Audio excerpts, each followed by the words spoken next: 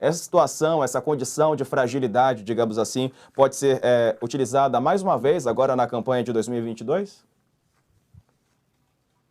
Poderá ser utilizada, mas não terá a mesma eficácia, né? Ou seja, naquele momento histórico, foi no dia 6 de setembro, que houve atentado em Juiz de Fora. E a partir dali, durante um mês, o Bolsonaro virou o assunto de todas as rádios, de todas as TVs, nas redes sociais, nos portais, sobre o seu estado de saúde. E isso acabou favorecendo, de um lado, pela propaganda e a ideia do martírio, e do outro, de que ele não participando dos debates, tendo em vista as suas enormes dificuldades. Todos sabem que Bolsonaro tem sérios problemas cognitivos, né? Tem uma formação muito precária, é um semiletrado e tem muita dificuldade, portanto, de participar em debates. Só que agora, em 2022, e tão longe das eleições, vale destacar, só lá no dia 2 de outubro, essa tentativa, que foi claramente feita pelo Queiroz, que é o ministro da Saúde, não terá a mesma eficácia. Inclusive, eu não entendi o que estava fazendo o Damares Alves de um lado ali, o que essa senhora tem a ver com a questão em tela. Evidentemente, como qualquer um de nós, eu desejo o pleno restabelecimento do presidente, porque eu tenho uma visão de solidariedade que ele não tem. Ele, em momento algum, por exemplo, consolou as vítimas que morreram, que foram mais de 600 mil na pandemia. Então, o nosso comportamento não é o mesmo comportamento que o dele, graças a Deus, né? Ô Vila, você mencionou aí a ausência do presidente Jair Bolsonaro dos debates, né, em 2018. 2022 começa com a expectativa aí de mais um ano difícil, uma campanha difícil para ele, o ex-presidente Lula liderando as enquetes, as pesquisas até aqui. E você acha que neste ano ele vai ser obrigado a participar dos debates, já que você aponta essa dificuldade do presidente Jair Bolsonaro no confronto de ideias? Olha, Diego, as eleições são surpreendentes. Eu acho estranho quando eu acompanho algumas análises feitas no final do ano, a semana passada, né? Portanto, já decidindo como é que vai ser o segundo turno e alguns, inclusive, já decidindo como será o novo governo a partir de 1º de janeiro de 2023. Isso quando o jogo nem começou. Você já não só já decide o resultado a partir, como já entrega o troféu ao vencedor. Então é necessário prudência. As duas últimas eleições presidenciais mostram isso, 2014 e 2018. Vamos lembrar em 2014, até o dia 13 de agosto, quando caiu o avião com Eduardo Campos, candidato do PSB, em Santos. Há aquele acidente, morre o governador de Pernambuco, candidato a presidente da República, tinha como vice Marina Silva, que acaba assumindo a titulatura da campanha. E aí ela dispara, né? Naquela segunda quinzena de agosto, começa a crescer as intenções de voto, de acordo com as pesquisas, e no comecinho de setembro ela estava em primeiro. E aí ela sofre o maior bombardeio da história das eleições presidenciais, né? Vocês devem se lembrar, quem nos acompanha, ou se não podem procurar no YouTube, os spots, 2 deles, feitos pelo João Santana, que foi a campanha mais cara da história, foi a campanha de 2014, é a campanha do Petrolão, não se esqueça. E 2 spots de 30 segundos, o que é um spot? São aquelas propagandas publicitárias muito curtinhas. Uma delas mostrava, dizia assim, imputava a candidato o que ela não queria, mas isso não importa, a campanha é assim, dizia assim, ela é a favor da autonomia do Banco Central, e apareciam os banqueiros, toda gente com cara de rico, etc. tal, e aí mostrava ao mesmo tempo uma casa muito pobre, e quando uma voz em off falava que ela queria a autonomia do Banco Central e ia desaparecendo os pratos de comida. A maior parte dos eleitores nem sabia o que é o Banco Central e muito menos da sua autonomia, mas entenderam que devia ser uma coisa ruim, pois o prato de comida sumia. E um outro spot sobre o pré-sal, né, que dizia que ela era contra o pré-sal, a exploração do pré-sal. E aí aparecia uma casa pobre, uma professora ensinando umas crianças, e a voz em off falando isso, e uns ricos atrás com umas plataformas submarinas que apareciam, umas plataformas de petróleo. O que acontecia?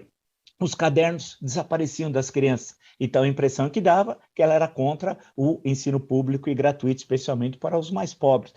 E aquilo mudou radicalmente a campanha. Ela não teve condições políticas de responder aquilo, acho que nem emocionais, porque foi o maior bombardeio das fake news. Nasce ali numa eleição presidencial, numa escala nunca vista. E o João Santana ganhou milhões, como ele mesmo confessou. Portanto, ninguém está afirmando uma coisa que não ocorreu. Em 2018, veja como é difícil as previsões, precisa tomar muito cuidado. O episódio de 6 de setembro, em Juiz de Fora, mudou radicalmente o processo eleitoral. O Bolsonaro acaba liderando o primeiro turno, né? Não participa dos debates pelo o episódio do atentado, e aquilo cria um martírio. Ele fica 30 dias quase, o noticiário só falando de Bolsonaro. Então é muito perigoso falar em 2022, que é no dia 2, a eleição, 2 de outubro, já desenhar um cenário, né, de como é que vai ser o governo do Lula, por exemplo, que diz que o Lula já ganhou. Calma, a eleição nem começou, nós nem sabemos quais são os candidatos, os partidos não fizeram suas convenções, não há oficialmente os candidatos e a campanha não começou.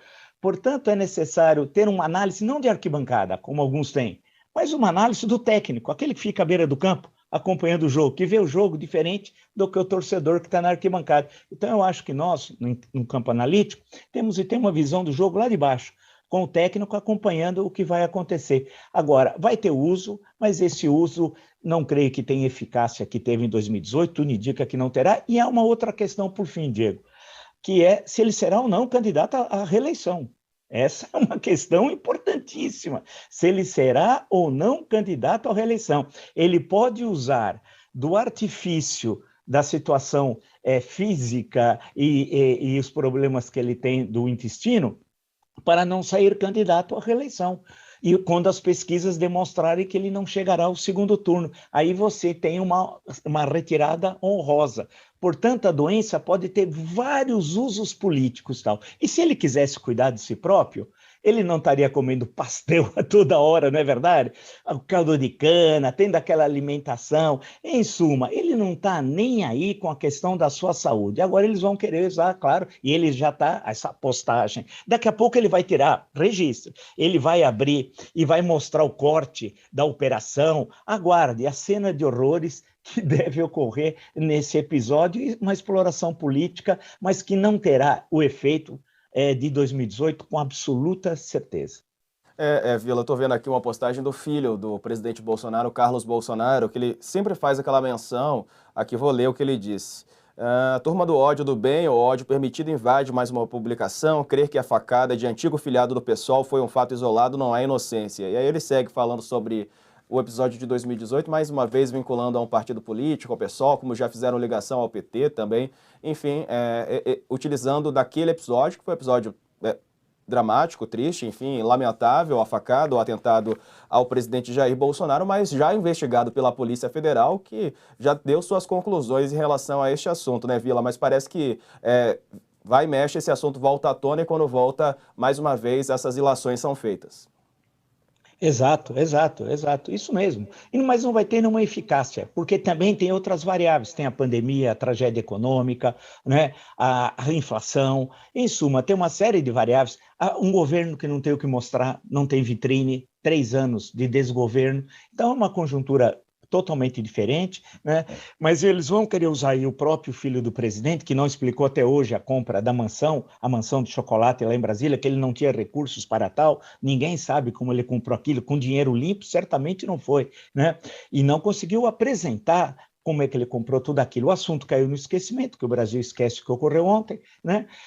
E ele vai usar, já é uma demonstração, já de querer fazer vinculação ao PSOL. O PSOL não tem nenhuma relação com a Adélio Bispo, e muito menos com o atentado que ocorreu em 2018, né?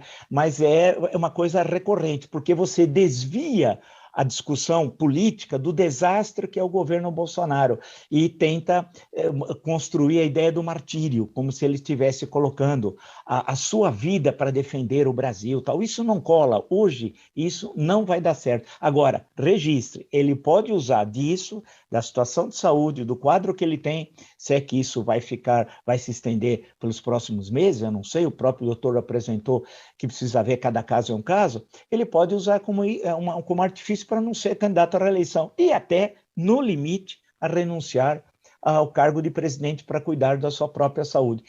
Ou seja, a doença vai ser utilizada politicamente mais uma vez, mas não vai ter eficácia de 2018. Perfeito.